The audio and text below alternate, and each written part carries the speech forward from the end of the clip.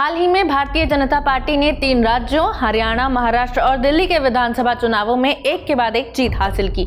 इसी जीत के बाद अब बीजेपी ने पार्टी के नए अध्यक्ष की तलाश फिर तेज कर दी है, जो जेपी नड्डा की जगह लेगा। भाजपा अध्यक्ष का कार्यकाल वैसे तो 3 ही साल का होता है, लेकिन साल 2019 में पद संभालने के बाद से नड्डा को एक के बाद एक विस्तार मिलते रहे।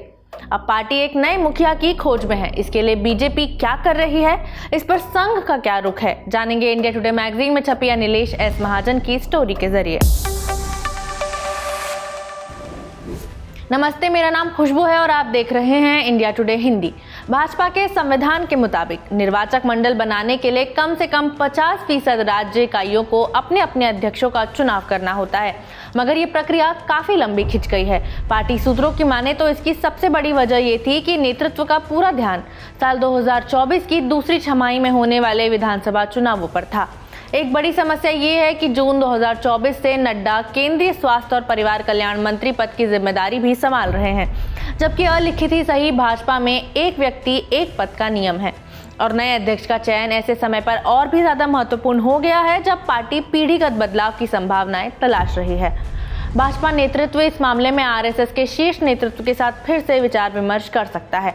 हालांकि दोनों पक्षों का कहना है कि मोदी का फैसला ही अंतिम फैसला होगा। संघ के एक वरिष्ठ प्रचारक ने इंडिया टुडे से कहा कि संगठन की चिंता ये नहीं कि भाजपा अध्यक्ष कौन बनेगा, वो चाहे कोई भी हो, संघ के पास उनके साथ काम करने का कौशल है। इस बीच राज्य इकाइयों में हो रहे बदलाव लगातार हैरान कर रहे हैं। 27 फरवरी को बिहार कैबिनेट में फेरबदल के दौरान राज्य इकाई के प्रमुख दिलीप जायसवाल ने मंत्री पद से इस्तीफा दे दिया। एक हफ्ते बाद उन्हें फिर से बिहार भाजपा प्रमुख चुना गया। यूपी में आदित्यनाथ और उनके उप मुख्यमंत्रियों केशव प्रसाद मौर्य और ब्रजेश पाठक और यहां तक कि केंद्रीय गृह मंत्री अमित शाह के खेमे भी सक्रिय हैं। हरियाणा में 14 मार्च को केंद्रीय मंत्री और पूर्व सीएम मनोहर लाल खट्टर ने राज्य के वरिष्ठ मंत्री अनिल विज से अंबाला में उनके निवास पर मुलाकात की। दरअसल विज प्रदेश अध्यक्ष मोहन लाल बड़ौली और मुख्यमंत्री नायाब सिंह सैनी पर हमलावर रहे हैं। होली मिलन को इनके बीच सुलह की कोशिश के तौर पर देखा जा रहा है। भाजपा ने गुजरात, मध्य प्रदेश, हरियाणा, उत्तर प्रदेश, हिमाचल प्रदेश, तेलंगाना, तमिलनाडु और कुछ अन्य राज्यों में जिलाध्यक्षों के चुनाव की प्रक्रिया पूरी कर ली है। पश्चिम बंगाल, उत्तराखंड, महाराष्ट्र समेत 7 राज्यों में सदस्यता अभियान तेजी से चल रहा है। यहाँ नामांकन के आधार पर नई इकाई बनेगी। ओडिशा और कर्नाटक केंद्रीय नेतृत्व के लिए बड़ा सिरदर्द बने हुए हैं। ओडिशा में अगले प्रदेश अध्यक्ष पर सर्वसम्मति नहीं बन सकी। कर्नाटक में पूर्व मंत्री बसनगौड़ा पी यत्नाल, सांसद के सुधाकर, विधायक रमेश जारकीहोली समेत अन्य नेताओं ने प्रदेश प्रमुख BY विजेंद्र के खिलाफ मोर्चा खोल रखा है, जबकि राष्ट्रीय नेतृत्व विजेंद्र का समर्थन कर रहा है। सूत्रों के मुताबिक लोकसभा चुनाव में लगे झटके और उसके बाद आरोप प्रत्यारोप के दौर के मद्देनजर भाजपा नेतृत्व सावधानी से आगे बढ़ रहा है और पार्टी अध्यक्ष चुनने के मामले में सभी संबंधित पक्षों के साथ मंथन कर रहा है।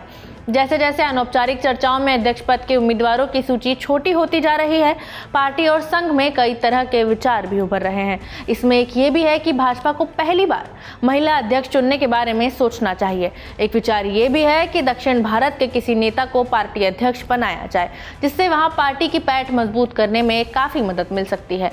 यही नहीं, ये द्रमुक के नेतृत्व में जोर पकड़ रहे परिसीमन के मुद्दे का मुकाबला करने के लिहाज से भी कारगर साबित हो सकता है। एक तीसरा पहलू ये भी है कि मोदी शासन में समय बिताने वाले भाजपा संगठन के किसी मजबूत दावेदार को मौका मिलना चाहिए। तर्क ये है कि अनुभवी नेता संगठन यानी कि आरएसएस और सरकार के बीच खाई पाटने में मदद करेगा। बहरहाल ये वक्त ही बताएगा कि कौन सा विचार भारी पड़ेगा। आप बीजेपी के नए मुखिया के लिए किस चेहरे को सही मानते हैं, हमें कमेंट बॉक्स में बता सकते हैं। वीडियो में इतना ही, शुक्रिया।